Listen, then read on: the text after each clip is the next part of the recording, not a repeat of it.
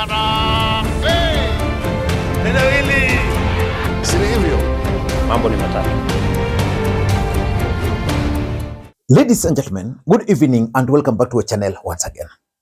And it is my hope and prayer that the video is going to find you guys in good health. Personally, I am fine, as you can see. Kisumu is fantastic, and maybe you could also let me know where you are watching the video from, the county or the country, in case you are out of the republic. Ladies and gentlemen, the emergence of Babu Owino and Edwin Sifuna after the death of Raila Amolo Odinga is destroying William Ruto's game plan for 2027. Because you all know that William Ruto's game plan for 2027 was simple. William Ruto was hoping to retain his core support base of UDA party, especially after the departure of the mountain, and then he was banking on the support of Raila Amolo Odinga. In short, William Ruto was banking on Raila Amolo Odinga to deliver the ODM strongholds for him. Raila Odinga passed on, and we all know what happened. Then from nowhere, two gentlemen, Edwin Sifuna and Babu Owino, have emerged. In this video, I want to give you 5 reasons why the emergence of Babu Owino and Edwin Sifuna is actually destroying William Ruto's game plan for 2027. Before we do that, for those who are watching this channel for the first time, please take a second or two, click the subscribe button so that next time we produce a video like this, YouTube will automatically notify you. And to the subscribers, I want to continue thanking you guys for your continued support. Because without that support, this channel cannot be where it is. Ladies and gentlemen, without any further ado, allow me to dive in. But before I dive in, allow me to begin this video by asking you a simple question. Do you think Edwin Sifuna and Babu Owino, that ticket, do you think it can defeat William Ruto in 2027? Let me read your answers to that, because for me, I don't believe that ticket can defeat William Ruto, which begs the question, which camp should they join? Should they team up with Kalonzo? Or should they just push on and bring other people on board? Maybe we'll look into all those details in another video. But in this video, I want to reveal to you guys why their emergence is causing serious headache for Ruto. Number one, the re-emergence of these two individuals brings into the equation another very important factor, the generational change politics. And that's why someone like Kalonzo should be worried. I don't know where Babu Owino was when Kalonzo Musyoka was first elected as a member of parliament. William Ruto and Uhuru Kenyatta in 2013 campaigned on the platform of generational change with success. But this time, Babu Owino and Edwin Sifuna are emerging when we had the Gen Z revolution in the Republic of Kenya. I don't know by statistics, but the truth is, majority of voters in 2027, most of them will be young people. The generation of Babu, the generation of Sifuna. That complicates the equation for William Ruto and of course the others. So that's the first reason why Ruto is actually worried. Number two, the populist politics. For those who've been following William Ruto's politics, he plays populist politics. That's why someone like Kalonzo Musyoka could not catch up with him. Of course, we know that Rigathi to some extent was able, but Rigathi has been stopped. So Ruto was just worried about maybe Matiang'i, but Matiang'i is also not a populist politician. But now we have Sifuna and Babu, the kings of populist politics. That's why they decided not to support the finance bill, because the finance bill was popular with the Kenyans. If there's one thing which I think really affected William Ruto's popularity in the Republic of Kenya, is that finance bill. These guys never touched it. So which means in the eyes of the young people, their hands are clean. Then when Raila Odinga took ODM to broad-based government, these guys realized that majority of ODM supporters were not for it. What did they do? Again, they did not support the broad-based government. So which means from the face value, they've always aligned themselves with popular issues which are pro-people.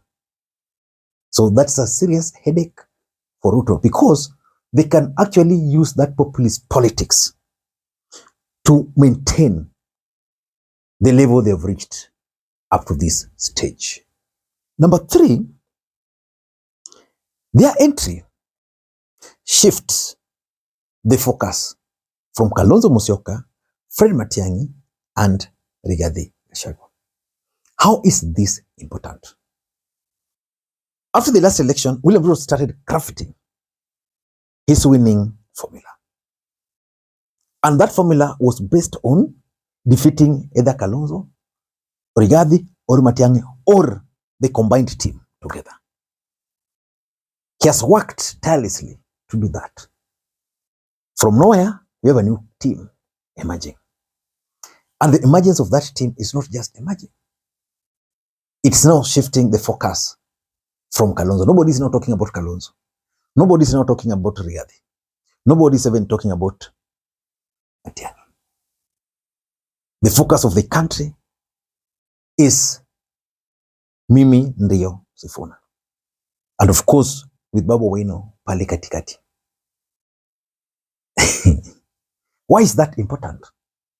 It's important because now it brings a complete new game plan for Ruto, which means William Ruto will now have to go back to the drawing board and figure out, how am I going to deal with these young people? How am I going to deal with the populist nature of their politics? How am I going to do with the lawyer and the Luo factor? What about ODM politics? How am I going to maneuver all those? Shida. Number 4, this team brings what is called fresh start into the picture.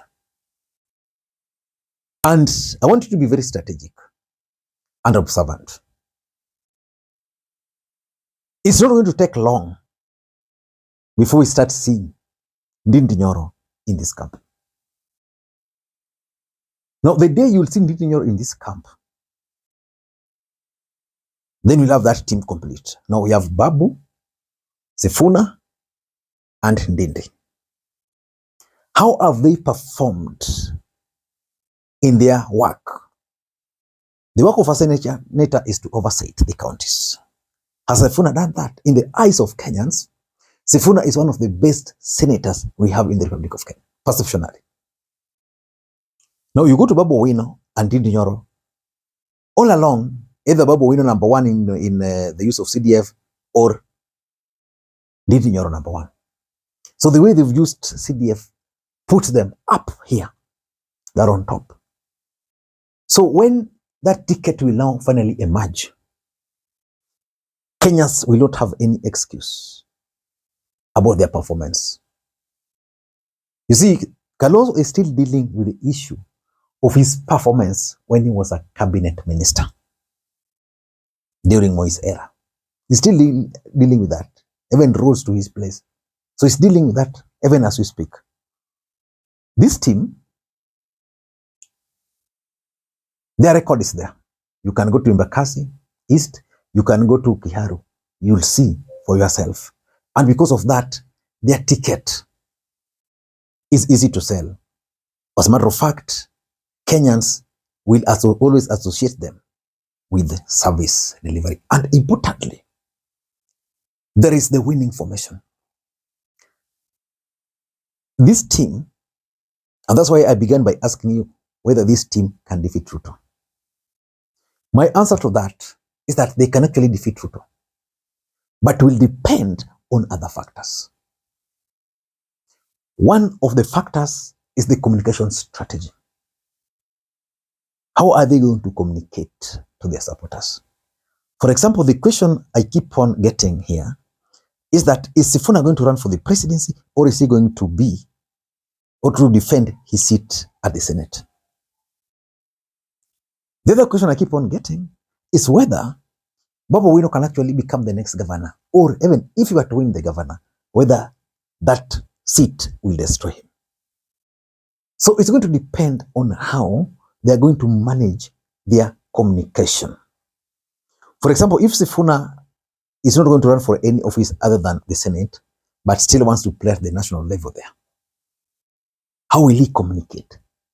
These teams are able to connect with the young people through Twitter. The t-shirts you saw, mimi ndio Sifuna, ama sisi ndio Sifuna, were designed by young people online. So they can easily communicate and resonate with the young people. And importantly, there is also the sympathy aspect. Babu Owino was loyal to Raila Odinga. So the question is, why say that he's not being considered in ODM? You go to Sifuna, loyal, then he's being kicked out. Then Kenyans start sympathizing with him. Ladies and gentlemen, I know William Ruto is not just sleeping. He's monitoring each and every activities of these two gentlemen.